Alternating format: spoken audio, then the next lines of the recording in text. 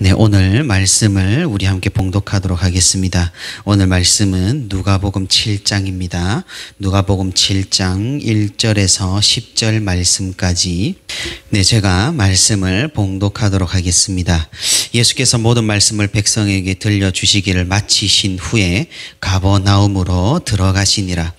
어떤 백부장의 사랑하는 종이 병들어 죽게 되었더니 예수의 소문을 듣고 유대인의 장로 몇 사람을 예수께 보내어 오셔서 그 종을 구해 주시기를 청한지라. 이에 그들이 예수께 나와 간절히 구하여 이르되 이 일을 하시는 것이 이 사람에게는 합당하니이다. 그가 우리 민족을 사랑하고 또한 우리를 위하여 회당을 지었나이다 하니 예수께서 함께 가실새 이에 그 집이 멀지 아니하여 백부장이 벗들을 보내어 이르되 주여 수고하시지 마옵소서. 내 집에 들어오심을 나는 감당하지 못하겠나이다. 그러므로 내가 주께 나아가기도 감당하지 못할 줄을 알았나이다. 말씀만 하사 내 하인을 낫게 하소서.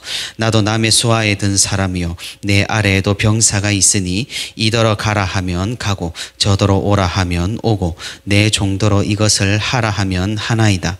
예수께서 들으시고 그를 놀랍게 여겨 돌이키사 따르는 무리에게 이르시되 내가 너희에게 이르노니 이스라엘 중에서도 이만한 믿음은 만나보지 못하였노라 하시더라.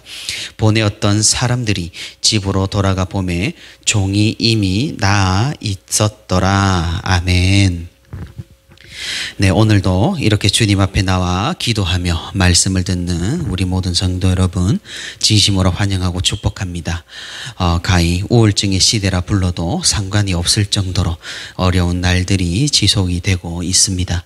그럴수록 우리는 예수 그리스도를 바라보며 또 주님의 능력을 의지하고 힘입어 이 세상을 이기며 승리해야 할 줄 믿습니다. 우리 모두에게 이런 은혜가 있기를 간절히 소망합니다.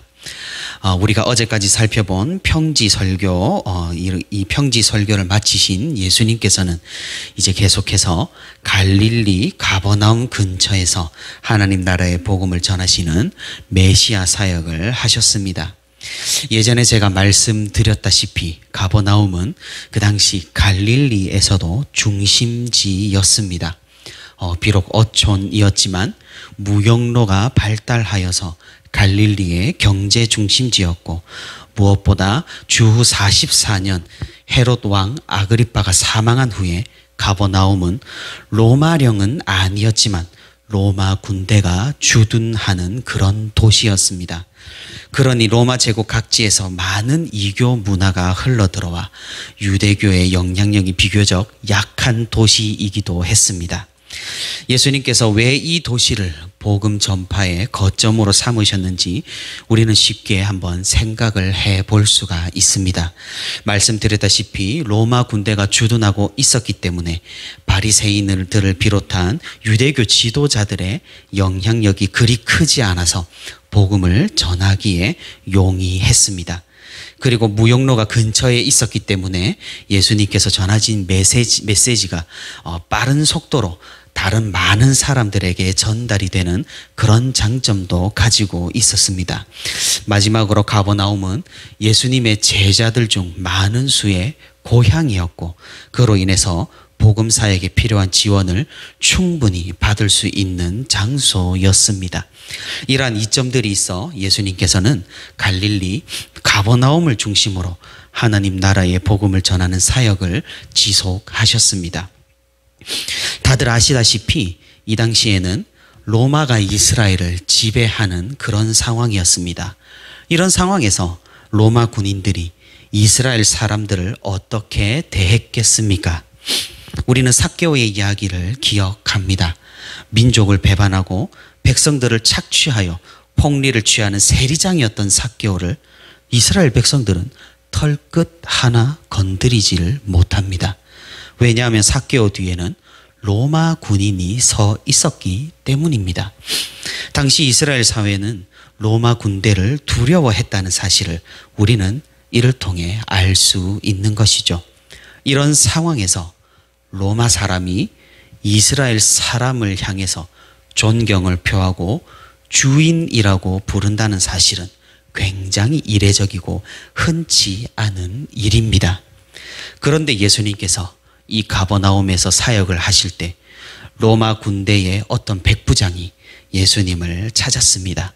자신의 종이 죽게 되었으니 예수님의 능력으로 고쳐달라고 부탁을 합니다. 이 로마의 백부장은 예수님께 무슨 명령을 한다거나 무례하게 대하지 않았습니다. 충분히 그럴 수 있음에도 말입니다. 그와 좋은 관계를 맺고 있던 유대 장로들을 보내어서 정중하게 예수님께 부탁을 합니다.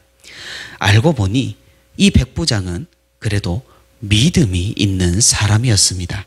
하나님을 예배하는 회당을 짓는 일을 한 것으로 보아 하나님을 두려워하는 사람이라는 사실을 우리가 알 수가 있습니다. 지배자인 로마인과 피지배자인 유대인이 좋은 관계를 맺는 것은 거의 불가능합니다. 하지만 이 백부장은 믿음이 있었고 하나님을 두려워하였으며 유대인들과 좋은 관계를 맺고 있는 그런 사람이었습니다. 그리고 더 나아가 그 당시 소모품에 불과했던 종을 아끼고 사랑하여 신뢰를 무릅쓰고 예수님께 부탁을 할 정도로 인격적인 사람이었습니다. 예수님께서는 이 부탁을 듣고 이 백부장의 집으로 향했습니다. 집에 거의 도달하자 백부장의 벗들이 예수님을 맞이했습니다. 그런데 로마인이었던 이 백부장은 예수님께서 진정으로 어떤 분이신 줄을 아는 듯 말합니다. 주님께서 제 집에 들어오는 것도 저는 감당하지 못하겠습니다. 주님께서 말씀만으로도 저의 종을 고쳐주실 수 있다는 사실을 믿습니다. 수고하시지 마시고 말씀만 하여 주옵소서.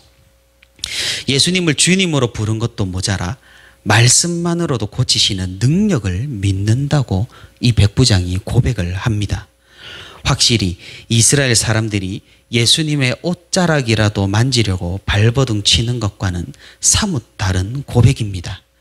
예수님께서는 이 백부장의 믿음을 보시고 크게 칭찬을 하십니다. 그리고 돌아서서 제자들과 이스라엘 백성들에게 이 말씀을 하십니다. 내가 너희에게 이르노니 이스라엘 중에서도 이만한 믿음은 만나보지 못하였노라. 이 말씀을 한 그때 백부장의 종은 나음을 입었습니다. 예수님께서 흔쾌히 이 백부장의 믿음을 보시고 그 믿음대로 이루어 주셨던 것입니다. 아마 제자들과 이스라엘 백성들은 굉장히 놀랬을 것입니다. 왜냐하면 예수님께서 굉장히 충격적인 말씀을 하셨기 때문입니다. 이스라엘 사람들은 선민 사상을 강하게 가지고 있었습니다. 그들은 하나님의 율법을 받은 민족이었고 아브라함으로부터 이어지는 하나님의 약속 가운데 있는 백성들이었습니다. 하나님께서 자신들을 선택하셨다는 그 프라이드가 굉장히 강했습니다. 그러니 지금 비록 로마가 우리를 지배하고 있다고 할지라도 하나님께서는 나중에는 결국에는 우리를 구하시고 우리를 통하여 강력한 하나님의 나라를 이 땅에 세울 것이라는 그런 희망을 가지고 있었던 것입니다. 많은 사람들은 그런 일을 하실 분, 로마로부터 해방을 이끄실 분을 예수님으로 알고 열렬히 추앙하며 따랐습니다. 그런데 로마인에 대한 예수님의 반응이 심상치가 않은 것이었습니다. 사실 이스라엘 백성들은 깨닫지 못했습니다. 그들이 가진 선민 사상은 민족적인 개념이 아니었는데도 불구하고 그들은 유대인이라는 강한 울타리를 가지고 있었습니다. 우리는 출애굽 당시 모세를 뒤따랐던 이스라엘 민족을 알고 있습니다. 하지만 그들이 정말로 단일한 야곱의 자손들이었습니까? 그렇지 않습니다. 다른 이방의 소수민족들, 하나님을 두려워하는 이방인들 많은 수가 그 이스라엘 출애굽하는 이스라엘 무리에 포함이 되었습니다. 그뿐만이 아니죠. 여리고 성에서 구원을 받은 이방인 라헬의 가족들, 그리고 나오미를 따라 이스라엘로 건너온 이방 여인이었던 룻, 그리고 엘리야 선지자를 도운 이방 과부, 엘리사를 통하여 나음을 받은 나아만 장군, 구약 시대에도 하나님의 구원을 경험한 이방인들은 무수히 등장합니다. 이런 역사적인 사실을 알고 있었음에도 불구하고 유대인들은 그들의 민족적인 울타리를 벗어나지를 못했던 것입니다. 이방인과 어울리는 것은 더러운 것이라고 경멸하고 정작 자신들이 더욱 심한 위선자이면서 이방 사람들을 죄인이라고 정죄하고 멀리하는 그런 큰 우를 범한 것입니다. 아마 이 로마의 백부장도 이스라엘 사람들의 이러한 습성을 잘 알기에 예수님을 자신의 집으로 모신다면 큰 영광이겠지만 그와 동시에 사람들의 비난을 받을 수 있는 큰 결례라는 사실을 알았을지도 모릅니다. 우리가 누가복음을 처음부터 살펴보고 있기 때문에 앞에서도 이런 내용들이 등장했다는 사실을 기억하실 겁니다. 하나님 나라는 민족이나 나라나 조상에 의해 결정되지 않는다는 이 사실을 말입니다. 누가복음 자체가 데오빌로라는 이방인에게 예수님이 누구신지, 복음이 어떻게 전파되는지를 알려주고 입증하는 복음서입니다. 그리고 마태복음의 족보와는 달리 누가복음의 족보는 예수님으로부터 시작돼서 아담까지 올라갑니다. 예수님의 십자가 사역, 이 구원 사역이 온 인류를 위한 것임이 족보에도 나타나는 것이죠. 구원이 이방인에게도 확대된다는 것을 노래한 마리아와 시몬의 노래, 그리고 예수님께서 사역을 하실 때 사마리아인들과 만나신 사건, 그리고 오늘 우리가 읽은 본문에서 이방인의 믿음을 칭찬하신 일과 이방인의 종을 치유하신 것까지 하나님 나라의 기준은 혈통이 아니라는 사실을 분명하게 보여줍니다. 무엇보다 지금 우리 자체가 유대인 기준으로 검은 머리 이방인이니 더욱 뼈저리게 이런 사실을 누가복음을 통해서 느낄 수가 있는 것이죠. 이 로마의 백부장은 예수님이 어떤 분이신지 누구신지 알았습니다. 물론 예수님이 하나님의 아들이시고 구약에 예언된 메시아고 어떤 분이시고 어떤 사역을 하시는지 정확하게 알았는지는 잘 모릅니다만 분명한 사실은 이 백부장은 예수님을 전적으로 의지했다는 사실입니다. 예수님을 전적으로 믿었다는 사실입니다. 그러니 예수님께서는 이 백부장을 칭찬하셨습니다. 이만한 믿음을 이스라엘에서 본 적이 없다고 말입니다. 백부장의 믿음은 예수님을 기쁘게 했고 이스라엘 사람들에게 큰 깨달음을 주었으며 많은 이방인들에게 좋은 귀감이 되었습니다. 우리는 복음서에서 이 사건 이후에 이방인에 대한 하나님 나라의 복음이 어떻게 전파되고 적용이 되는지를 잘 알고 있습니다. 예수님의 그 십자가의 보혈은 이스라엘 백성들에게만 국한되지 않습니다. 고넬료라는 이방인을 통하여 또한 흩어지는 예수님의 제자들을 통하여 그리고 이방 나라 위에 세워지는 교회들을 통해서 하나님 나라가 확장되는 놀라운 역사를 우리는 볼 수가 있습니다. 그러니 하나님 나라의 핵심은 바로 믿음입니다. 혈통이나 출신이나 민족이나 다른 것이 아닙니다. 그것은 예수 그리스도를 주님으로 모시고 그분의 하나님 되심과 구속 사역을 우리가 진정으로 믿고 있느냐는 것입니다. 이 믿음이 우리에게 있을 때 우리는 하나님 나라에 거하게 됩니다. 사도 바울이 에베소서에서 말하듯이 우리도 한때 이방인으로 저주받은 사람들이었습니다.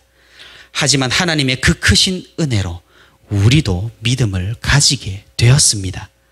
예수님이라는 그 거대한 나무에 우리가 접붙여져서 귀한 믿음의 열매를 맺는 그리스도인으로 거듭날 수 있게 되었습니다. 이 믿음은 다른 특별한 것이 아닙니다.